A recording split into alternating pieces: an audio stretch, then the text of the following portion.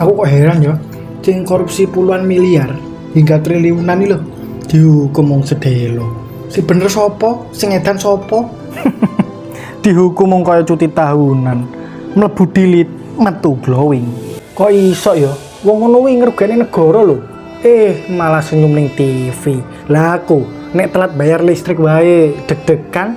Ya jenenge negarane awak dhewe, Hong. Keadilan kuwi kadang kaya free wifi.